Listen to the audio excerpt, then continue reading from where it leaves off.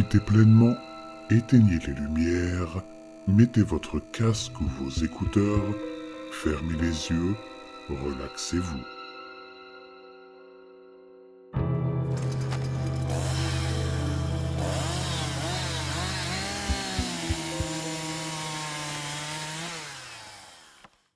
Il y a des endroits au Texas où je vous conseille d'aller.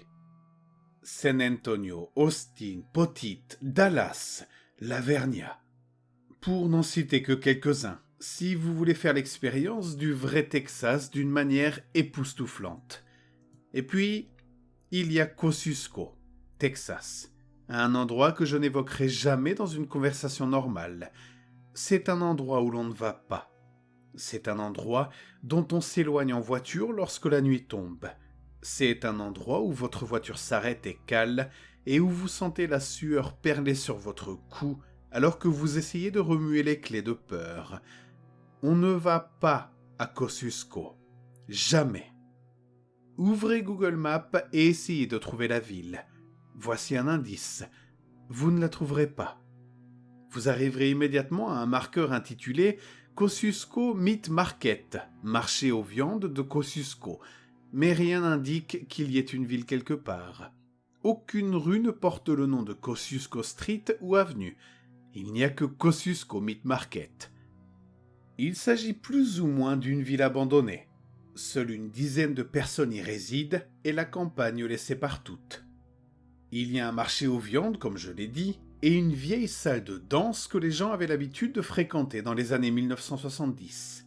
Une école y résidait autrefois, mais elle a fusionné avec POS ISD dans les années 1970.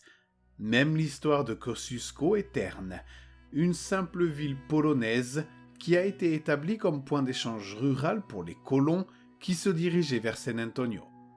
Aucune bataille n'y a jamais été livrée.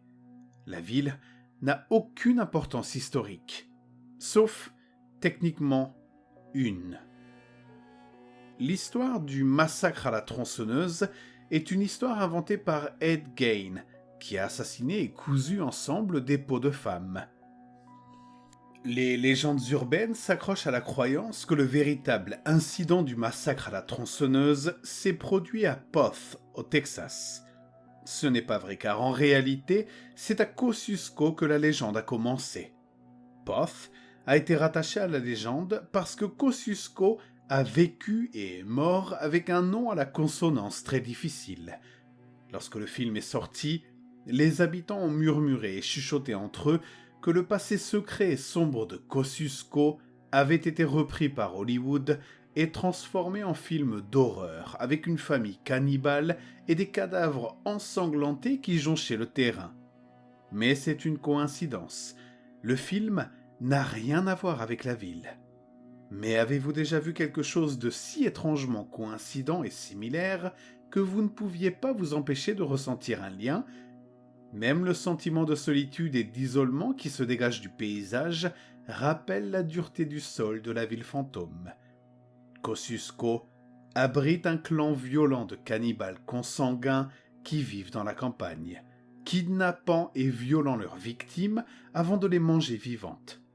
Si les victimes ne sont pas déjà mortes à ce moment-là en tout cas.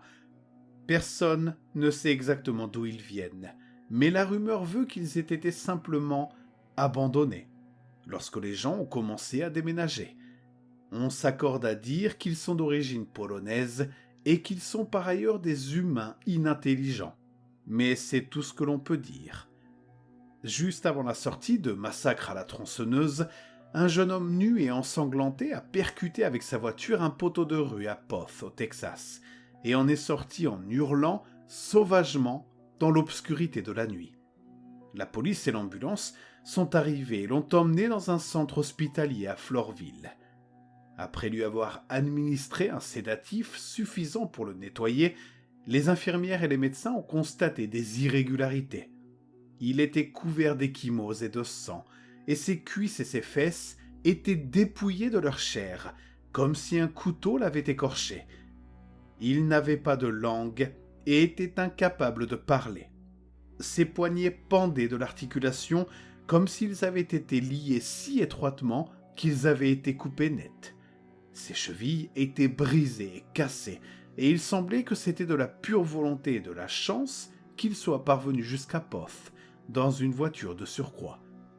Les inspecteurs de police lui ont donné un stylo et du papier, et lui ont demandé ce qui s'était passé. La seule chose qu'il a écrite était Kosciuszko, et il est mort un jour plus tard de blessures et d'infections.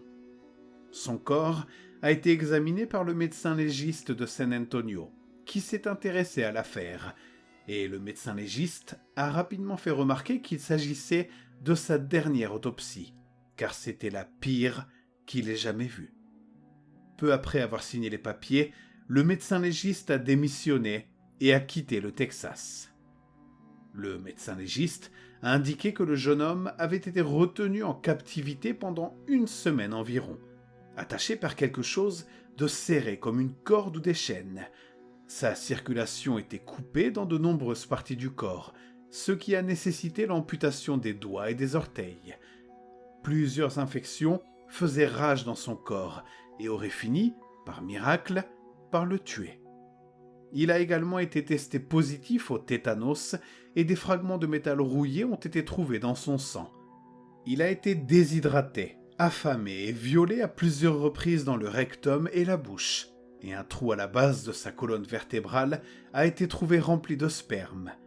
Il est choquant de constater que cela n'a pas entraîné de paralysie et que le médecin ne peut toujours pas l'expliquer. Il n'avait plus de langue, et le médecin a supposé qu'elle avait été coupée avec la même lame rouillée que les fragments trouvés dans la circulation sanguine, ainsi que l'écorchement de ses cuisses et de ses fesses. Il a également été testé positif au VIH, ce qui a entraîné la mise en quarantaine de l'hôpital. Du sang, des traces de liquide séminal et de la viande pourrie ont été trouvées dans son estomac, ainsi qu'une montre bracelet. On peut deviner comment ce pauvre homme a échappé à ses ravisseurs.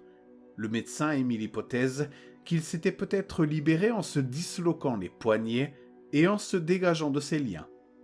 La façon dont il a pu s'enfuir n'était que pure volonté de s'échapper, de survivre, et la voiture qu'il a peut-être volée sur une autoroute ou à ses ravisseurs. Un rapport de police informel diffère, suggérant que l'homme devait être jeté dans la rivière voisine et qu'il a maîtrisé ses ravisseurs alors qu'il se trouvait dans la voiture et qu'il a fait tourner en bourrique. Le mystère le plus étrange est le mot Kosciuszko.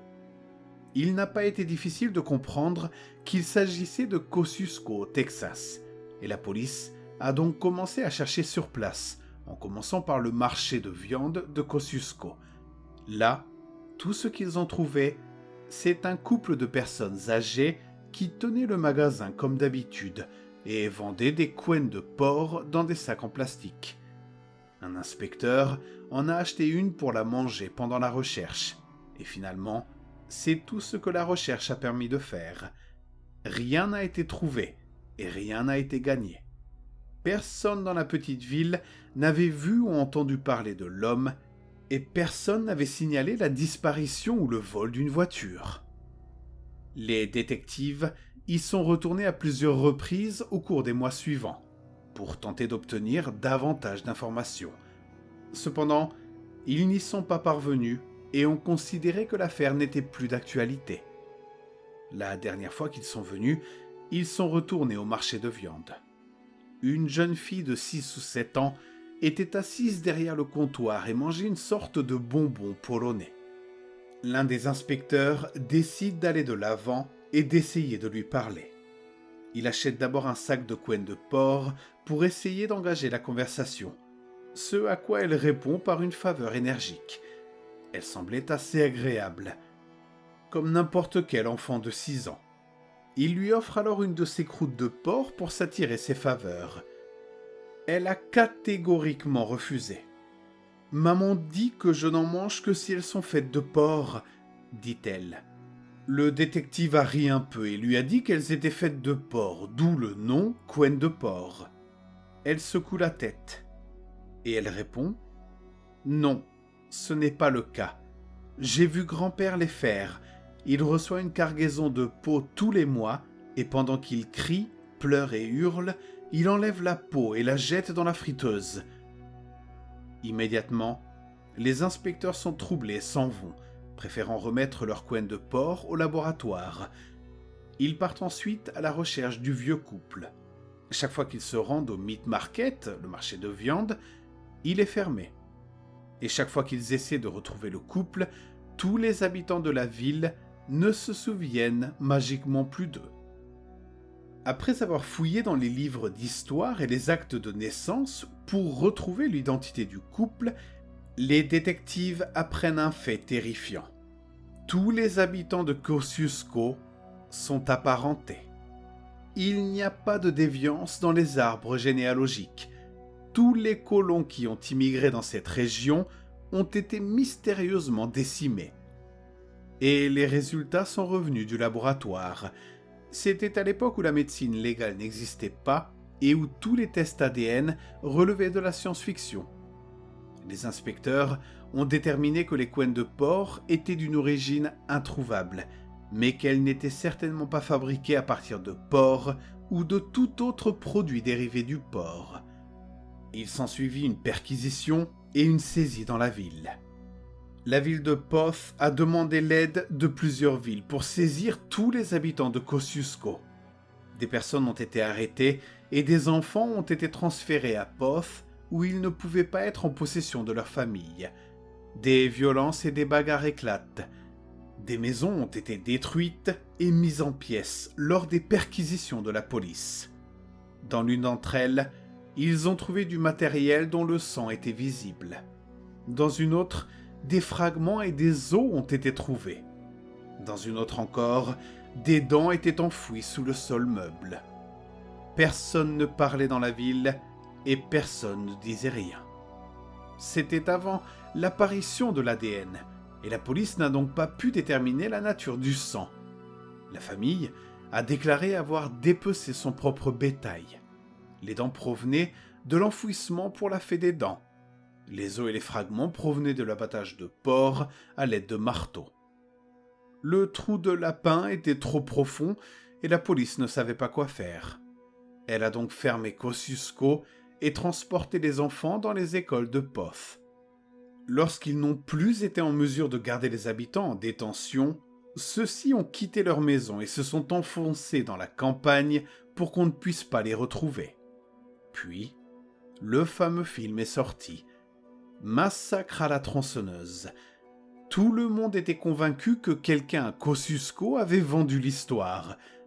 Bien sûr, ce n'était qu'une coïncidence. Les deux n'ont aucun lien et l'affaire Kosciuszko n'a jamais été résolue. À cette époque, tout le monde savait qu'il ne fallait pas s'approcher de Kosciuszko et les enfants qui étaient envoyés dans les écoles de Poth étaient tellement malmenés qu'ils finirent par partir eux aussi vers la campagne isolée. Aujourd'hui, Kosciuszko tente de rouvrir ses portes. La salle de danse est ouverte et le marché de viande est sous une nouvelle direction. Kosciuszko essaie de se vendre comme une ville historique et de ramener les affaires dans la ville fantôme. Les gens y sont allés pour les danses et insistent sur le fait que l'endroit a un charme familial, digne d'un cow-boy. Et les couennes de porc sont imbattables. Et le vieux couple sympathique qui tient le marché de viande est tout simplement adorable, paraît-il.